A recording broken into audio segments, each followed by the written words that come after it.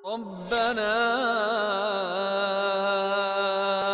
آتنا في الدنيا حسنة وفي الآخرة حسنة وقنا عذاب النار. السلام عليكم ورحمة الله وبركاته. إن الحمد لله نحمده ونستعينه ونستغفره ونعوذ بالله من شرور أنفسنا ومن سيئات أعمالنا. من يهده الله فلا مضل له ومن يضلل فلا هادي له. وأشهد أن لا إله إلا الله وحده لا شريك له وأشهد أن محمدا عبده ورسوله لا نبي بعده. نصلي ونسلم على رسولنا الأمين وعلى آله وأصحابه ومن تبعهم بإحسان إلى يوم الدين وبعد. إخواني وأخواتي في الدين أعزكم الله. Tak lupa menyapa saudara-saudara kami, para pemirsa pada petang hari atau sore hari ini, terutama pemirsa TV Puldapi. Pada kesempatan kali ini kita masuk kepada majlis yang ketujuh, yaitu berbicara tentang keutamaan membaca Al-Quran. Di mana Al-Quran adalah kalamullah, firman Allah. Dia tidak bisa disamakan dengan buku biasa atau kitab-kitab biasa. Dia benar-benar merupakan sesuatu yang datang dari Allah Subhanahu wa Ta'ala, dan dia akan kembali ditarik oleh Allah Subhanahu wa Ta'ala menjelang hari kiamat nanti, di mana Al-Quran adalah wahyu. Allah mewahyukannya melalui malaikat Jibril kepada Rasulullah SAW, di mana Al-Quran itu merupakan Al-Huda, petunjuk, An-Nur, cahaya, Al-Furqan, pembeda, Ad-Diya, sinar, Ar-Rahmah, kasih sayang, As-Siratul Mustaqim, jalan yang lurus. Artinya, dengan berpegang kepada Al-Quran, orang itu akan berpegang kepada petunjuk yang akan membawanya kepada jalan yang selamat, yang akan menyampaikannya kepada keridhaan Allah, kepada surga. Kemudian dengan berpegang kepada Al-Quran, seseorang itu akan mendapati jalannya itu terang benderang. Dia akan mampu membedakan mana yang hak, mana yang batil, mana yang benar, mana yang salah, mana yang baik, mana yang buruk, mana yang bermanfaat dan mana yang berbahaya. Al-Quran adalah sinar yang sangat kuat yang akan membuat seseorang itu mendapatkan kepastian tentang apa yang ada di hadapannya. Al-Quran akan melahirkan kasih sayang, di mana di saat Al-Quran itu diterapkan oleh seseorang, ada di dalam jiwanya, ada di dalam amalnya, maka dia akan menjadi wujud seseorang yang penuh dengan kasih sayang. Dan dia pun akan mendapatkan kasih sayang dari Allah Subhanahu wa Ta'ala.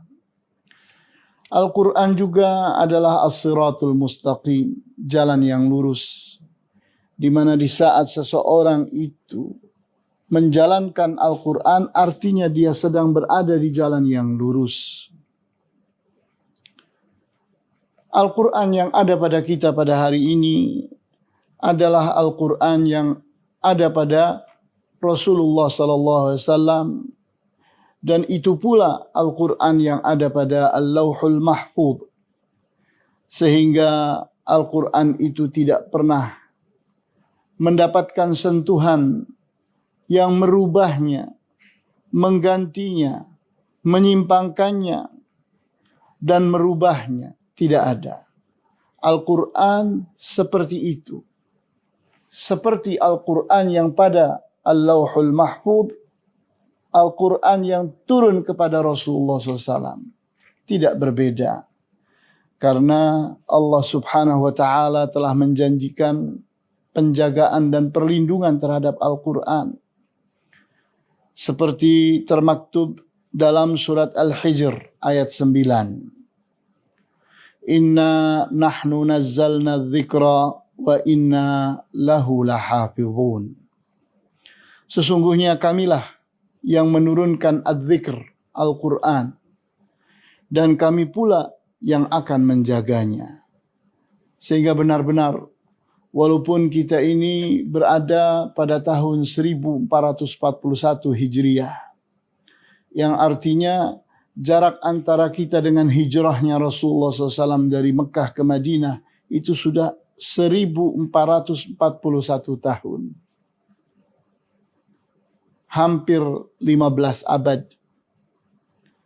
Kita lihat bahwa Al-Quran tidak mengalami perubahan.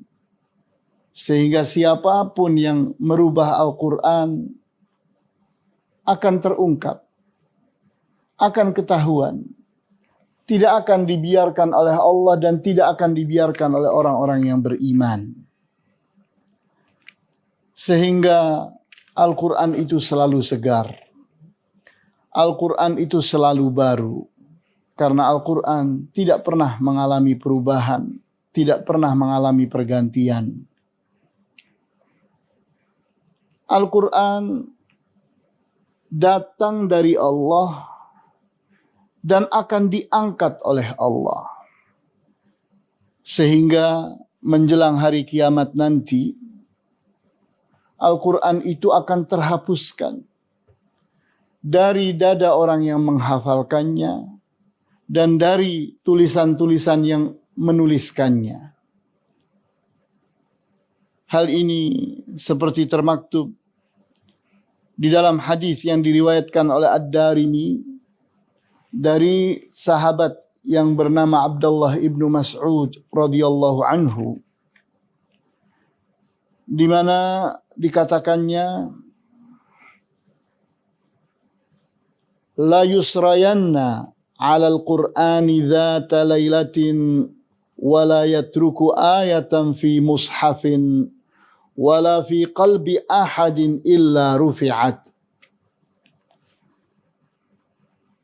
Akan terjadi perlakuan terhadap Al-Quran di suatu malam di mana sudah tidak ada lagi satu ayat pun yang tertulis di dalam mushaf ataupun ada di dalam hafalan di dada seseorang siapapun dia kecuali terangkat.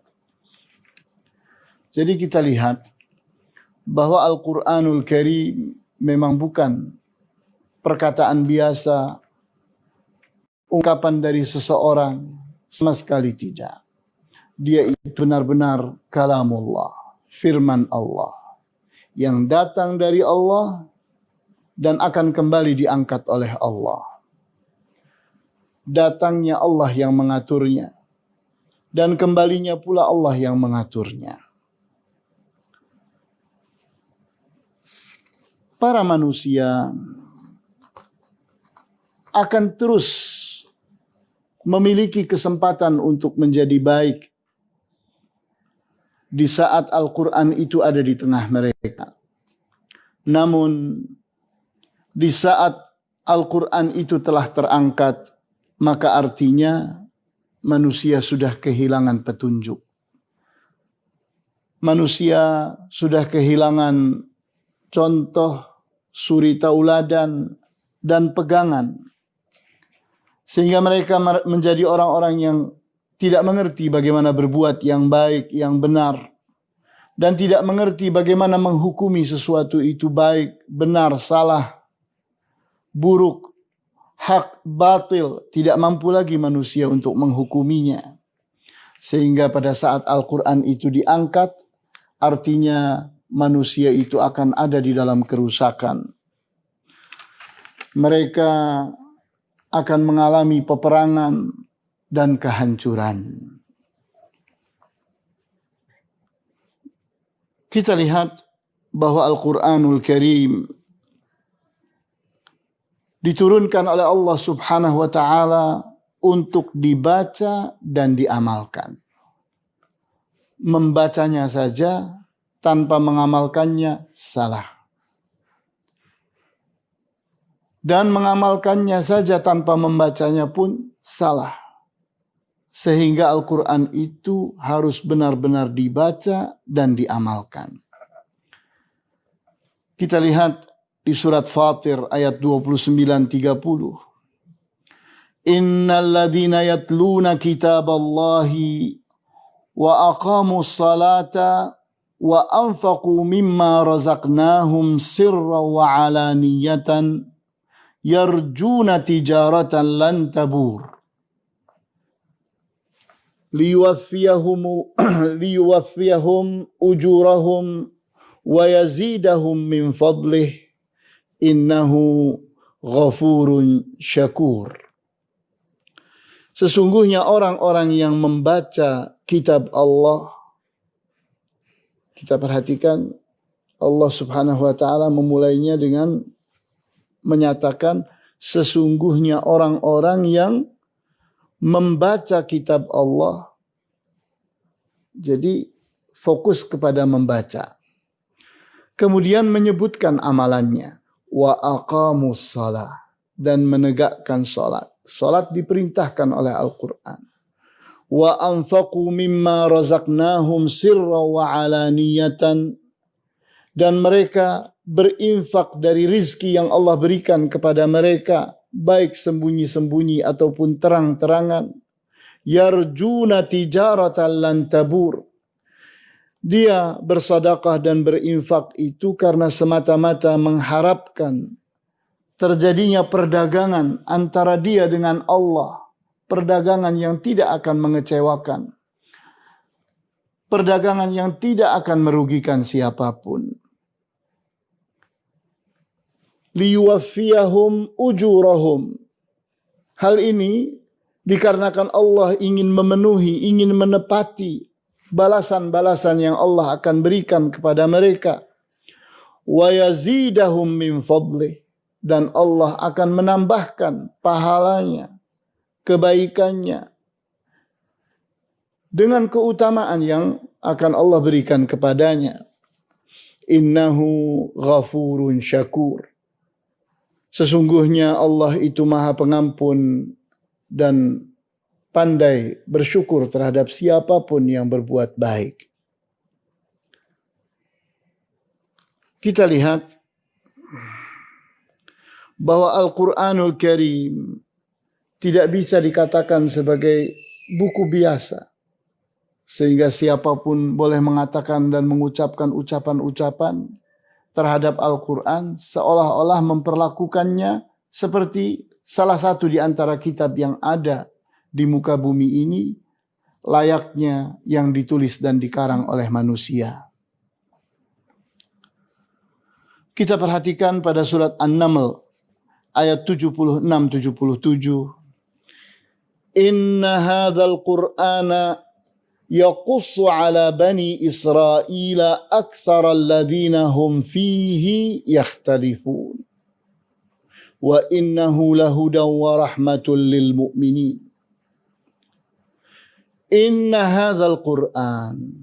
Sesungguhnya Al-Quran ini yaqussu menceritakan ala bani Israel terhadap bani Israel aktsara alladhi apa yang terbanyak dari hum fihi apa-apa yang pernah terjadi pada mereka di saat mereka yakhtalifun. Kita lihat Al-Quranul Karim akan datang kepada Bani Israel dan mencengangkan mereka. Karena Al-Quran mendatangkan sebuah kepastian tentang apa-apa yang mereka perdebatkan. Ternyata Al-Quran mendatangkan ini yang benar. Kemudian Allah menyebutkan pada ayat 77, wa innahu lahudaw wa rahmatul lil mu'minin. Dan sesungguhnya Al-Quran itu adalah petunjuk. Dan Al-Quran itu adalah kasih sayang bagi orang-orang yang beriman. Kita baca pula pada surat Al-Ma'idah ayat 48. Wa anzalna ilaikal kitaba bil haqqi musaddiqan lima baina yadayhi minal kitabi wa muhaiminan alaih. Wa anzalna ilaikal kitaba bil haqq. Dan kami turunkan kepada engkau, kepada Nabi Muhammad sallallahu alaihi wasallam, Alkitab, Al-Quran bil haqq, dengan benar. Artinya Al-Quran itu adalah kebenaran kepada Rasulullah SAW dengan cara yang benar dan tidak ada sesuatu yang salah. Musaddiqan lima baina yadayhi. Al-Quran membenarkan terhadap apa-apa yang ada pada kitab-kitab sebelumnya. Sehingga dikatakan musaddiqan lima baina yadayhi minal kitabi wa muhaiminan alaih. Al-Quran itu membenarkan apa-apa yang ada pada kitab-kitab yang telah datang sebelumnya. Dan dia pula yang menguatkan akan kebenaran yang dibawa oleh kitab-kitab sebelumnya. Sehingga tidaklah ada alasan bagi ahlul kitab, entah itu Yahudi, entah itu Nasara, kecuali akan mendapatkan bahwa Al-Quran itu tidak berbeda dengan Injil dan Taurat. Sehingga mereka akan mengerti di saat mereka bertikai tentang apa yang ada pada Taurat dan Injil, maka Al-Quran datang menjawabnya. Datang dengan membawa kebenaran yang menyelesaikan apa yang mereka pertikaikan. Al-Quran syarat akan ilmu, sehingga siapapun yang ingin mempelajari tauhidullah, maka Al-Quran syarat akan ilmu tentang tauhid. Al-Quran pun datang membawa berita-berita tentang apa-apa yang telah terjadi, apa-apa yang akan terjadi, sampai pun apa yang akan terjadi di ujung menjelang hari kiamat nanti. Al-Quran pun datang membawa berita tentang hari kiamat. Sehingga kita lihat pada hadis yang diriwayatkan oleh Ad-Darimi dan Ahmad, juga At-Tirmidzi, dari sahabat yang bernama Ali bin Abi Thalib radhiyallahu anhu, di mana katanya, amma inni sami'tu Rasulullah sallallahu alaihi wasallam yaqul, sesungguhnya aku ini telah mendengar Rasulullah SAW bersabda, satakunu fitanun, akan terjadi fitnah-fitnah. Qultu wamal makhraju minha, maka aku, kata Ali bin Abi Thalib kepada Rasulullah SAW, apa jalan keluar dari fitnah-fitnah itu? Qala kitabullah, jalan keluarnya adalah kitab Allah. Fihi naba'u ma qablakum, pada Al-Quran ada berita tentang apa yang sebelum kalian. Wa khabaru ma ba'dakum, dan pada Al-Quran ada khabar tentang apa yang akan terjadi setelah kalian. Wa hukmu ma bainakum, dan Al-Quran ada padanya hukum tentang apa yang terjadi di antara kalian. Huwal faslu laisa bil hazli. Al-Quran itu adalah kepastian, bukanlah main-main. Huwallazi man tarakahu min jabbari qasamahu. Huwallazi man tarakahu min jabbarin qasamahu Allah. Di mana Al-Quran di saat seseorang meninggalkannya karena pengaruh orang yang sangat kuat, maka Allah yang akan mematahkan orang itu. Wa man ibtaghal huda fi ghairihi adallahu Allah. Barang siapa yang mencari petunjuk pada selain Al-Quran, maka dia akan tersesat. Dia akan disesatkan oleh Allah. Fahuwa hablullahil matin. Al-Quran adalah tali Allah yang sangat kuat. Wa huwa dzikrul hakim. Dan Al-Quran adalah pengingat yang bijaksana. Wa huwa siratul mustaqim. Dan Al-Quran adalah jalan yang lurus. Wa huwa alladhi la tazighu bihil ahwa. Dan Al-Quran tidaklah hawa nafsu akan menyimpang di saat berpegang kepadanya. Wala taltabisu bihil alsinah. Dan lidah tidak akan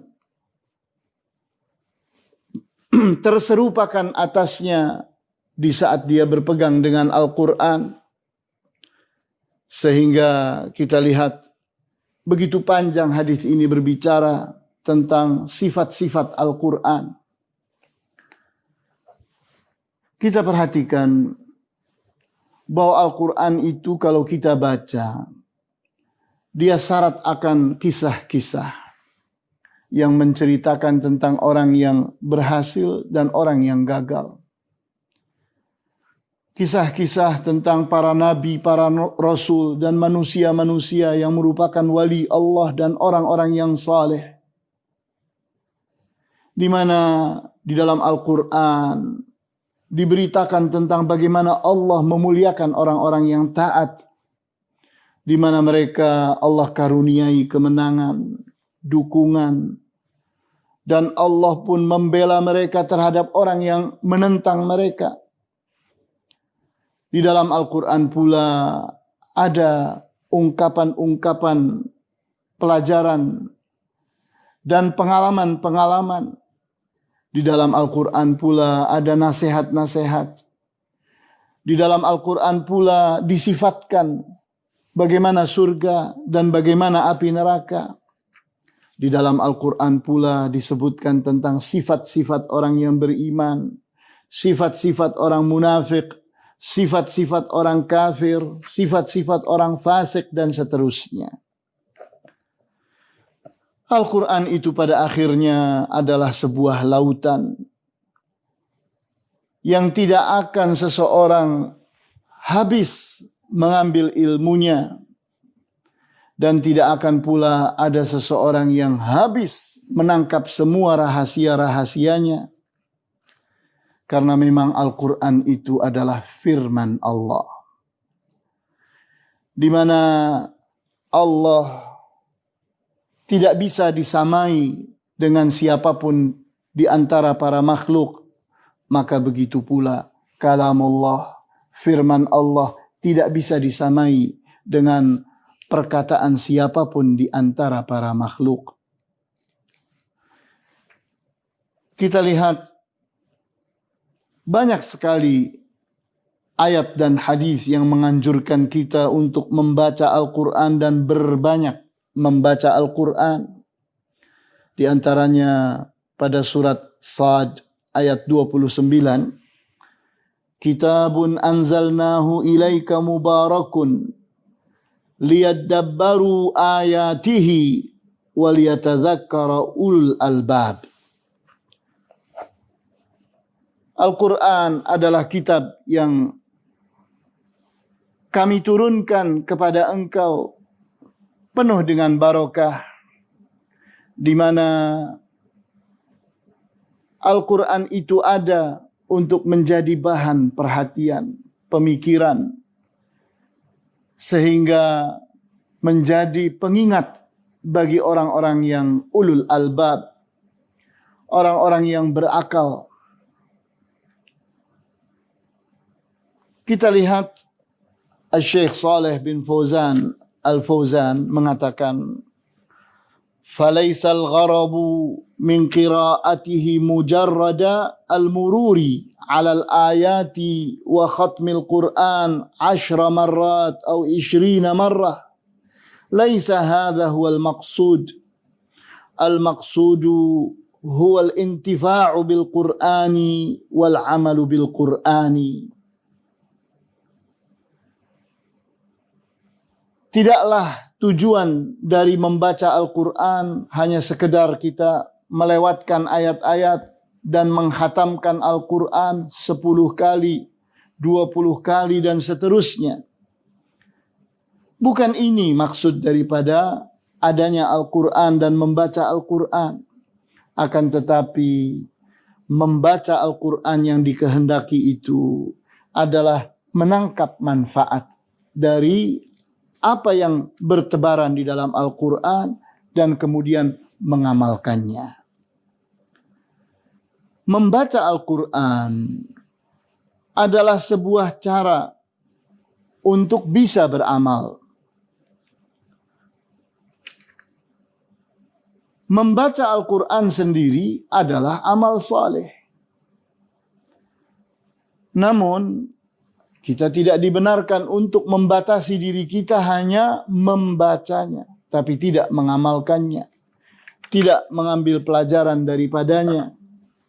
Sehingga haruslah atas siapapun di antara kita untuk menyiapkan dirinya dalam mengamalkan Al-Quran. Sehingga wajib kita itu bertadabbur. Al-Quran itu diperhatikan. Al-Quran itu difikirkan. Al-Quran itu diyakini, ditangkap pelajaran-pelajarannya. Ditangkap makna-makna yang terkandung padanya. Sehingga kita lihat di dalam hadis yang diriwayatkan oleh Al-Baihaqi dan Al-Maqdisi, di mana Rasulullah SAW bersabda, "Man qara'a harfan min kitabillahi falahu hasanatun." Barang siapa yang membaca satu huruf dari kitab Allah, dia mendapatkan satu pahala. Wal hasanatu bi'ashri amthaliha. Dan satu pahala itu akan dilipatkan menjadi 10 kali lipatnya. La aqulu alif lam mim harfun, walakin alifun harfun, walamun harfun, wa mimun harfun. Aku tidak katakan bahwa Al-Quran alif lam mim adalah sebuah huruf, tidak.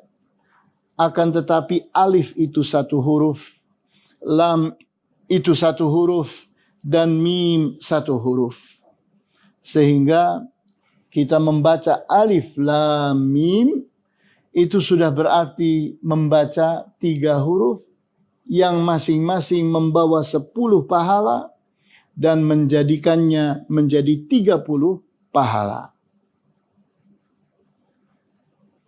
Kita lihat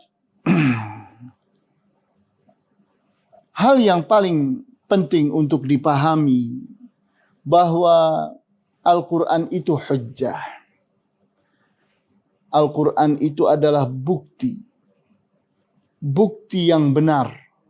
Sehingga bisa bermanfaat untuk orang yang membacanya dan bisa merugikan orang yang membacanya pula.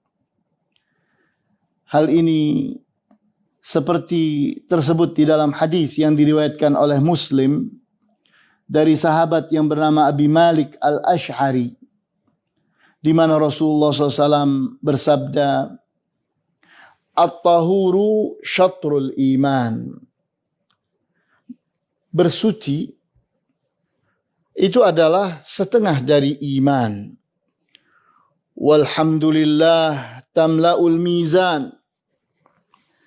Dan mengucapkan alhamdulillah itu mampu memberatkan timbangan.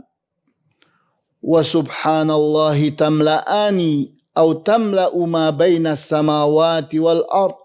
Dan kata-kata subhanallah itu mampu memenuhi di antara langit dan bumi. Wassalatu nurun, dan salat itu adalah cahaya. Wassadaqatu burhanun, dan sedekah itu adalah bukti kebenaran. Wassabru diyaun, dan kesabaran itu adalah sinar. Wal Qur'anu hujjatun laka au alaika. Dan Al-Quran itu bisa jadi bukti kebenaran untukmu atau menjadi bukti kebenaran atasmu. Kullun nasi yaghdu faba'i'un nafsahu famu'tiquha au mubiquha. Semua manusia itu sesungguhnya adalah orang yang sedang menjalani hidupnya. Dia sedang menjual dirinya. Kepada siapa dirinya akan dijual? Sehingga kalau dia benar menjualnya kepada Allah, maka dia sedang membebaskan dirinya dari penjara dunia ini, dari perbudakan dunia ini. Au mubiquha, atau sebaliknya, seseorang di saat dia menjual dirinya kepada dunia, maka dia sedang menyengsarakan dirinya di dunia ini dan di akhirat nanti.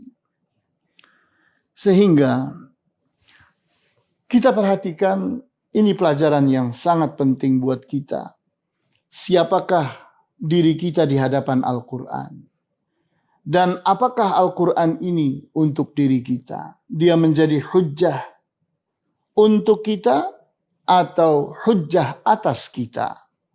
Hal ini harus kita perhatikan benar-benar. Di mana di saat seseorang itu membaca Al-Quran, kemudian memahaminya, mempelajarinya, memetik pelajaran dan pengalaman, memetik hikmah-hikmah yang ada di dalam Al-Quran, kemudian dia amalkan, dia ajarkan, dia dakwahkan, maka Al-Quran pun akan berpihak kepada dia. Namun sebaliknya, di saat seseorang itu, meskipun dia membaca Al-Quran, tapi ternyata tidak mengamalkannya, tidak mengambil pelajaran dari Al-Quran, bahkan kesehariannya bertentangan dengan Al-Quran, maka Al-Quran pun akan berlawanan dengannya. Sehingga Syekh Saleh Al-Fauzan mengingatkan kita, fa innal Qur'ana yakunu khasman yaumal qiyamati li ashabihi alladhina hamaluhu wa khalafuhu wa lam ya'malu bihi. Maka sesungguhnya Al-Quran itu akan menjadi musuh di hari kiamat nanti untuk orang-orang yang berpegang kepada Al-Quran. Dia membawa Al-Quran namun bertentangan dengan Al-Quran dan tidak mengamalkan Al-Quran. Wa man tabi'ahu al-Qur'anu fa innahu yazuffuhu ilan nar.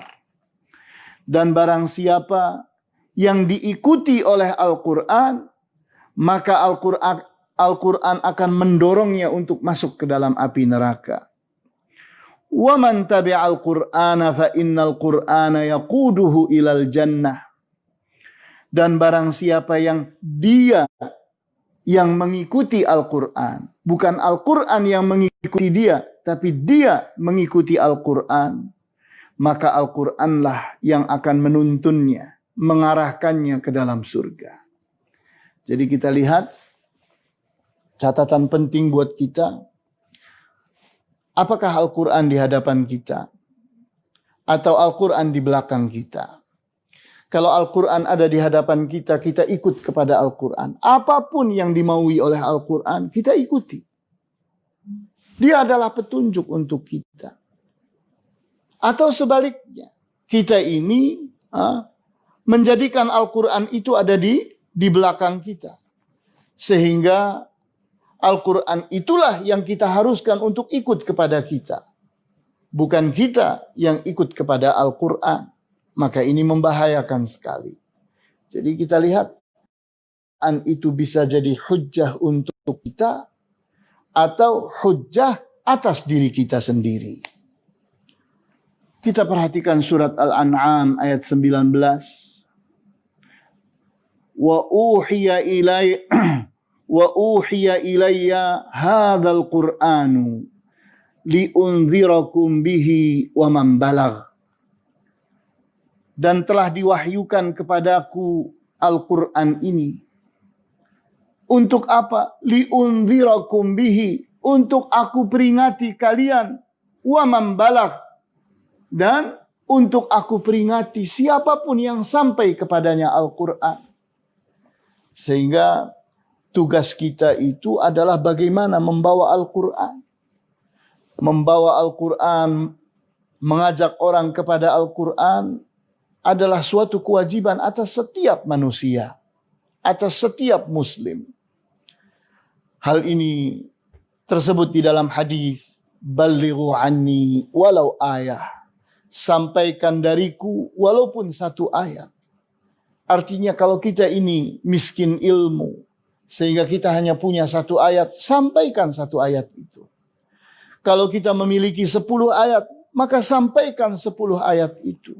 Kalau kita memiliki seluruh Al-Quran, sampaikan Al-Quran itu selengkapnya. Kita pun memperhatikan surat Taha ayat 124. وَمَنْ أَعْرَضَ عَنْ ذِكْرِي فَإِنَّ لَهُ مَعِيشَةً ضَنْكًا وَنَحْشُرُهُ يَوْمَ الْقِيَامَةِ أَعْمَى. Dan barang siapa yang menghindar dari peringatanku, maka dia sesungguhnya akan mendapatkan kehidupan yang sengsara. Dan dia akan dibangkitkan di hari kiamat nanti dalam keadaan buta. Kita lihat bahwa mengambil pelajaran dari Al-Quran itu adalah sebuah keharusan. Sehingga orang yang tidak mengambil pelajaran dari Al-Quran itu artinya dia menghindar dari Al-Quran.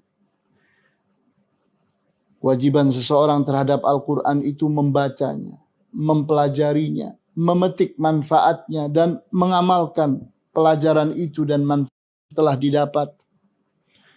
Karena sebaliknya di saat seseorang itu mencemoohkan Al-Quran atau menyisihkan Al-Quran, menyingkirkan Al-Quran, maka Allah tidak akan mencintainya, tidak akan menyukainya, bahkan sebaliknya akan menjadikan kehidupannya itu menyengsarakannya. Bahkan lebih daripada itu, Allah menganggapnya sebagai orang yang zalim, di mana orang yang zalim itu di hari kiamat nanti dia akan menjadi orang yang buta. Walaupun pada saat hidup di dunia matanya melihat, tapi ternyata mata itu tidak digunakan untuk membaca Al-Quran, tidak digunakan untuk melihat kebenaran. Maka mata itu adalah mata yang zalim, mata yang tidak digunakan untuk memetik kebenaran dan membuang kesalahan. Maka balasannya untuk siapapun di antara orang yang zalim di hari kiamat nanti, dia akan menjadi orang yang matanya buta. Sehingga kita lihat bahwa pelajaran kita pada sore hari ini adalah bagaimana menjadikan bulan Ramadan ini adalah bulan yang mengakrabkan kita dengan Al-Quran. Sehingga Al-Quran itu kita upayakan untuk dihafalkan. Bagaimana ayat-ayatnya kita pelajari. Kemudian Kita pun membaca tafsir Al-Quran. Kita pun mendengarkan pembahasan-pembahasan yang menafsirkan dan menerangkan tentang Al-Quran.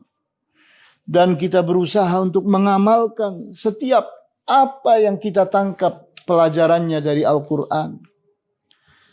Sehingga di saat Ramadan nanti berakhir, ternyata sudah sekian pelajaran kita telah memetiknya dari Al-Quran.